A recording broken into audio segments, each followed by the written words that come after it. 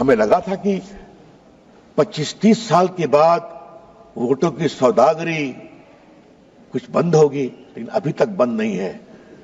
कभी तो आप लोग निकलिए उससे बाहर। ये देश बदल रहा है और उनकी संख्या देख रहे हैं। कांग्रेस कहां थी, कहां चली आई? अखिलेश जी देखिए आप, राजीव गांधी को 400 सीट मिली, शाहबानों में वो इन लोगों के सामने झुके। उसके बाद आज तक कांग्रेस को बहुमत नहीं मिला। याद करिए आप, देश की हवा कहां बह रही है समझिए अखिलेश बाबू। नरेंद्र मोदी जी को एक बार पूर्ण बहुमत मिला, दूसरी बार पूर्ण बहुमत मिला। आप लोगों ने संविधान का कुछ मिसलीड करके, धोखाधड़ी करके यूपी में कुछ गड़बड़ किया, जनता को समझ में आ गया तो हरियाणा जिता दिया, फिर आपके महाराष्ट्र जिता दिया, फिर दिल्ली जिता दिया और अब बिहार भी जिताने वाले। निश्चित रहिए आप। माननीय अध्यक्ष जी, मैं बहुत कृतज्ञ हूं कि मुझे इस महत्वपूर्ण बिल पर बोलने का अवसर दिया गया है। सर, मैं विपक्ष की बात सुन रहा था, मुझे उनके तर्क को समझने में थोड़ी कठिनाई हो रही है। वक्फ बिल में संशोधन होना चाहिए, लेकिन नहीं भी होना चाहिए। ये दोनों तर्क कैसे चलेगा? सबसे पहले बात थोड़ा संविधान की कर लेते हैं। आजकल लाल किताब बहुत घूमती है, जब भी कोई विषय होता है संविधान की लाल किताब दिखाते हैं। सर, हम संविधान की हरी किताब लेकर के आए हैं जो संसद में रखी हुई है, तो मैं इसी को दिखाऊंगा आज। सर, भारत के संविधान के मौलिक अधिकार में धारा 15 है। धारा 15 में लिखा हुआ है कि महिलाओं के साथ कोई विभेद नहीं होगा और सरकार महिलाओं के विकास के लिए कानून बना सकती है। तो अगर यह वक्फ बिल देश की खवातीनों के विकास के लिए, वक्फ में उनकी भूमिका के लिए यह कानून लाया जा रहा है, तो यह कानून गैर संवैधानिक कैसे हो गया भाई? सर, संविधान की धारा 15 में यह भी लिखा हुआ है कि सामाजिक रूप से पिछड़े वर्ग के लोगों के विकास के लिए सरकार कार्रवाई कर सकती है। यह सच्चाई है। Honorable member, please. मैं जिस प्रदेश से आता हूं, Honorable member, please be seated. Honorable member, sir जरा लोगों को बैठा please be दें। seated. Honorable member, जरा बैठ जाएं। Honorable member, मैं भी आग्रह करूंगा। sit back to the chair. Please be seated. Venugopal जी, जरा मैं बोल रहा हूं, आप भी सुन लीजिए। Mister Venugopal, Yes. Mister Venugopal ji, I am speaking, kindly have some attention to me. बैठिए। सर, मैं ये कह रहा था कि मैं जिस प्रदेश बिहार से आता हूं, वहां बहुत सारे पिछड़े मुसलमान हैं। उत्तर प्रदेश में भी हैं, पसमंदा कहते हैं हम, कई कैटेगरी के हैं। उनको वक्फ के मैनेजमेंट में अवसर नहीं मिलता। और अगर संविधान की धारा 15 के आलोक में इस बिल में इस बात का प्रावधान किया जा रहा है कि पिछड़े मुसलमानों को भी वक्फ में जगह दी जाएगी, उनको जगह दी जाएगी, तो परेशानी क्यों है इनको? और सर, जहां तक सर सवाल है सर, मैं ये बताना चाहता हूं कि संविधान की दुहाई का जवाब मैं संविधान से ही दे रहा हूं। ये वक्फ में जो संशोधन हो रहा है वो मौलिक अधिकार की धारा 15 में उसकी अनुमति मिलती है। अब सर, धारा 25 की बात की गई सर। अब हमारे विपक्ष के उपनेता को मैं सुन रहा था, आपने धारा 25 का जिक्र किया, तो धारा 25 का क्लॉज 2 भी पढ़ लीजिए मेरे साथ। सर, मैं आपके सामने पढ़ना चाहता हूं। Nothing in this article shall affect the operation of any existing law or prevent the state from making any law regulating or restricting any economic, financial, political or other sectoral activity which may be associated with the religious practice. तो अगर वक्फ की जमीन बर्बाद हो रही है, अगर वक्फ की जमीन लूटी जा रही है, अगर वक्फ की जमीन हड़पी जा रही है तो संविधान की धारा 25 ये अधिकार देता है कि कानून बन सकता है। तो कृपया करके कोई अगर आप धारा संविधान की कोट करते हैं तो पूरी की पूरी कोट करें। सर, मैं प्रावधानों पे आने के पहले एक और बुनियादी बात उठाना चाहता हूं। वक्फ के माने क्या है सर? माननीय मंत्री जी ने विस्तार से बताया है। Waqf is not a religious body. Waqf is just a statutory body. वो कोई धार्मिक संस्था नहीं है, वो सिर्फ एक वैधानिक संस्था है। सर, दूसरा सवाल आएगा सर। अच्छा, आप अपने पारी का इंतजार करिए ना। You are a very eloquent speaker, I know, wait for your turn. Sir, इसी से एक और सवाल उठता है सर, मुतवल्ली की क्या भूमिका होती है? आज मैं चाहता हूं इस बात को सदन में रखूं और सदन के माध्यम से देश में जाए। सर, मुतवल्ली को सिर्फ मैनेजर बोलते हैं सर, और ये मैं नहीं बोल रहा हूं, मैं इस्लामिक लॉ के एक बहुत बड़े scholar, Mulla law of Mohammedan law, इस किताब के मैं 3 लाइन कोट करूंगा sir. Mulla principle of Mohammedan law, M Hidayatullah जो भारत के पूर्व मुख्य न्यायाधीश थे, उन्होंने इसको लिखा सर, बहुत बड़े जूरिस्ट थे। और मैं इसके सिर्फ एक पैराग्राफ को पढ़ूंगा sir. Para 202, मुतवल्ली, under the Mohammedan law, the moment a waqf is created, all rights property pass on the waqif and vested in the Almighty. The mutawalli has no right in the property belonging to the waqf. The property is not vested in him. He is not a trustee. He is merely a superintendent or a manager.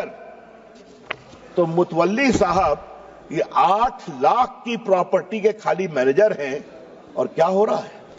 तो क्या सरकार खामोश है? अगर वक्फ देने वाले की property लूटी जा रही है तो क्या खामोशी चलेगी सर? ये तो नहीं चलेगी।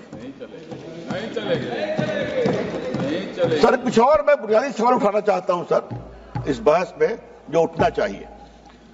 ये 8 लाख संपत्ति है, इसमें कब्रिस्तान भी होंगे, इसमें मस्जिद भी होगी सर। आज मैं ये सवाल इस संसद के सामने उठाना चाहता हूं, कितने स्कूल बने वक्फ की संपत्ति पर? कितने अस्पताल बने वक्फ की संपत्ति पर? कितने स्किल सेंटर खुले वक्फ की संपत्ति पर? कितने अनाथालय खुले वक्फ की संपत्ति पर? कितनी बेवा विधवा बेटियों बहनों को सिखाए गए सिलाई कढ़ाई जीने का तरीका, गिनतियों पर भी आएगा सर। तो ये बार बार जो वक्फ की बात बोलते हैं, अगर आज इस कानून के द्वारा वक्फ की जमीन को रेगुलेट करके उसकी प्रॉपर्टी में फंडिंग अच्छी आए और उस जमात के लोगों के लिए इसका विश्वास बढ़े, तो इनको परेशानी क्यों होती है सर? सर, इस परेशानी की मैं वजह समझता हूं सर, और अब मैं इस परेशानी की वजह पर आ रहा हूं सर। दिल से तो कहते हैं कि हम चाहते हैं संशोधन हो, लेकिन राजनीतिक मजबूरी इनके पैर पीछे खींचती है। सर, बहुत सालों से राग वही है, सुर वही है, तीखापन वही है, भाषा वही है। और मैं 3 उदाहरण देना चाहता हूं सर। याद करिए, शाहबानों के केस में जब सुप्रीम कोर्ट ने एक निर्णय दिया कि साहबानो एक डिजर्टेड वाइफ थी, उनको कुछ 100 रुपये मिले, तो सुप्रीम कोर्ट के फैसले पर हो हल्ला किया गया। यही लोग हैं। और सर, उस समय राजीव गांधी इस देश के प्रधानमंत्री थे, 400 का बहुमत था। मात्र एक बेवा मुस्लिम 75 साल की महिला को कुछ 100 रुपये दिए गए, क्या हंगामा खड़ा कर दिया गया।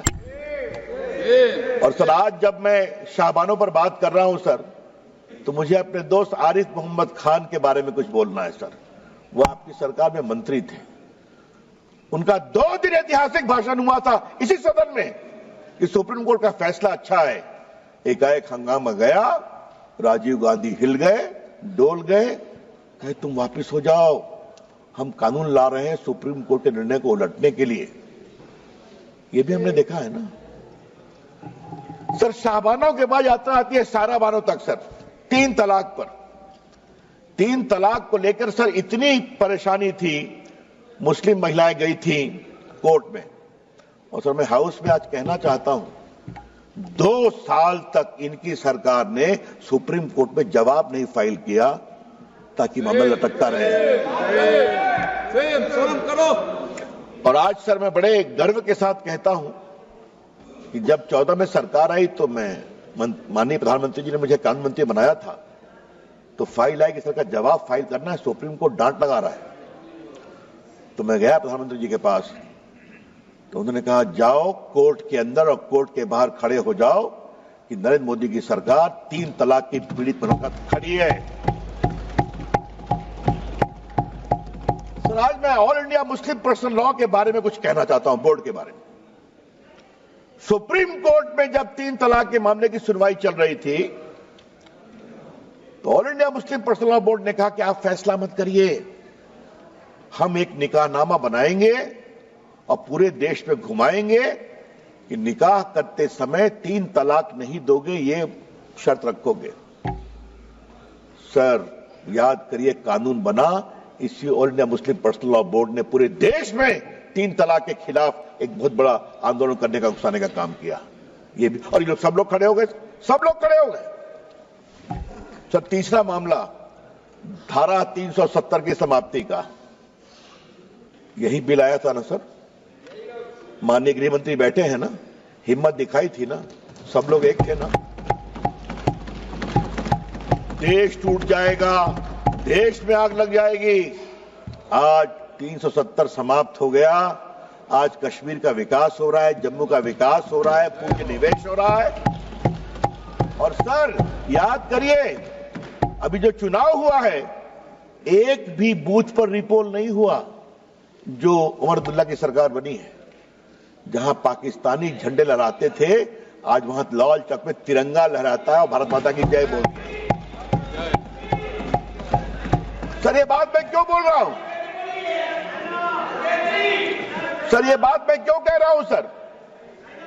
मैंने 86 से 20 तक की कहानी बताई।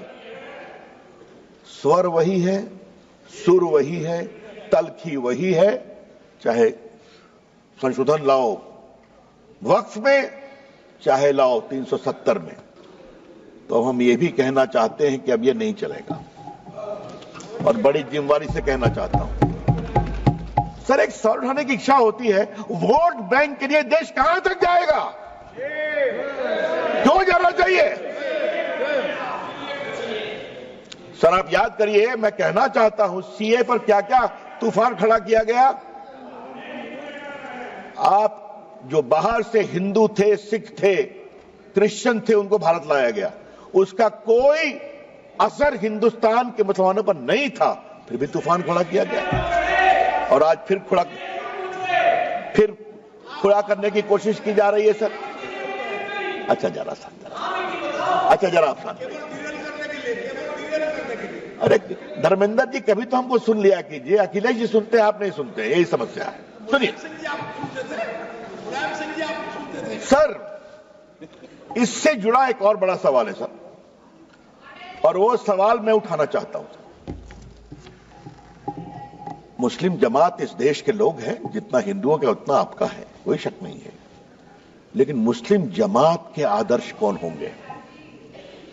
क्या मुस्लिम जमात के आदर्श वोटों की दलाली करने वाले, सौदागरी करने वाले होंगे? अगर ये है तो ये देश को स्वीकार नहीं होगा। हम बहुत विनम्रता से कहना चाहते हैं, मुस्लिम समाज के आदर्श होंगे मौलाना अबुल कलाम आजाद, डॉक्टर एपीजे कलाम, अब्दुल हमीद, अशफाकुल्ला खान, रसखान, कबीर, मलिक मोहम्मद जैसे। जब मोहम्मद शमी फास्ट बॉलिंग करके आउट करता है, पूरा देश ताली बजाता है। और जब सानिया मिर्जा टेनिस में भारत का नाम ऊंचा करती है, हम सभी खुश होते हैं। ये तय करना पड़ेगा। हमें लगा था कि 25-30 साल के बाद वोटों की सौदागरी कुछ बंद होगी, लेकिन अभी तक बंद नहीं है। कभी तो आप लोग निकलिए उससे बाहर। ये देश बदल रहा है और उनकी संख्या देख रहे हैं। कांग्रेस कहां थी, कहां चली आई, अखिलेश जी देखिए आप। और सर एक बात और मैं आज बताना जरूरी है सदन के स्मृति के लिए, राजीव गांधी को 400 सीट मिली, शाहबानों में वो इन लोगों के सामने झुके। उसके बाद आज तक कांग्रेस को बहुमत नहीं मिला। याद करिए आप, देश की हवा कहां बह रही है समझिए अखिलेश बाबू। और हमको आप इतना आलोचना करते हैं, नरेंद्र मोदी जी को एक बार पूर्ण बहुमत मिला, दूसरी बार पूर्ण बहुमत मिला। आप लोगों ने संविधान का कुछ मिसलीड करके धोखाधड़ी करके यूपी में कुछ गड़बड़ किया, जनता को समझ में आ गया तो हरियाणा जिता दिया, फिर आपके महाराष्ट्र जिता दिया, फिर दिल्ली जिता दिया और अब बिहार भी जिताने वाले, निश्चित रहिए आप।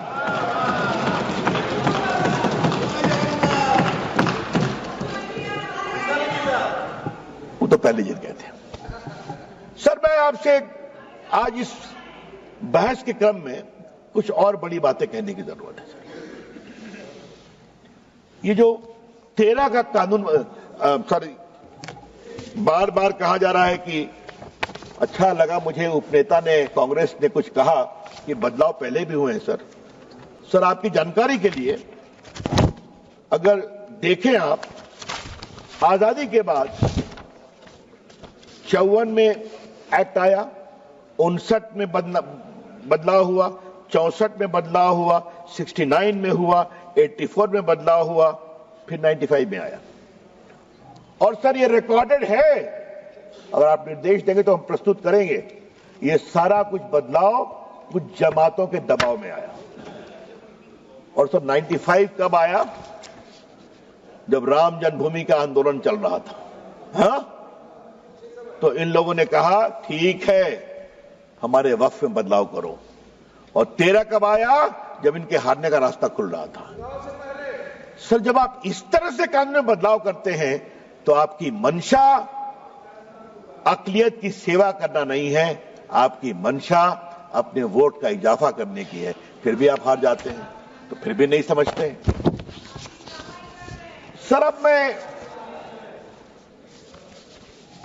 इसकी आवाज मैं सुन रहा हूं, अपने प्रदेश की है क्या? चलिए आपके मित्र के बेटी आपके मित्र के बेटी। सर अब मैं कुछ संपत्ति पर आता हूं। ये 8 लाख संपत्ति है, दुनिया की सबसे बड़ी संपत्ति है सर। और सर मुतवल्ली उसको मैनेज करता है, मैंने दिखा दिया, वो मैनेजर है। मैनेजर की अकाउंटेबिलिटी होती है कि नहीं? और सर मैं पटना साहिब का सांसद हूं सर। हमारे क्षेत्र में गर्दनी बाग में सर एक सरकारी जमीन पर तालाब है जहां लोग छठ में अर्घ देते हैं सर। हाई कोर्ट में सरकार ने कहा कि यह सरकारी जमीन है और वहां से 5-7 किलोमीटर दूर एक कब्रिस्तान है, 1920 का रिकॉर्डेड। कुछ लोग कहते हैं ये हमारा वक्फ है, हर बार छठ में खड़े हो जाते हैं। फतवा में यही काम किया। अभी तो सर अभी तो 113 बात की गई दिल्ली की, मैं सुन रहा था, उन्होंने कहा जो फोर्ट विलियम है ना कलकत्ता में सेना का कमांड, वो भी हमारा वक्फ है। अब आगे तो कहेंगे कि पूरा हिंदुस्तान वक्फ है, क्योंकि हमारे यहां तो हमारे सम्राट हुए थे। क्या देश ऐसे ही चलेगा क्या?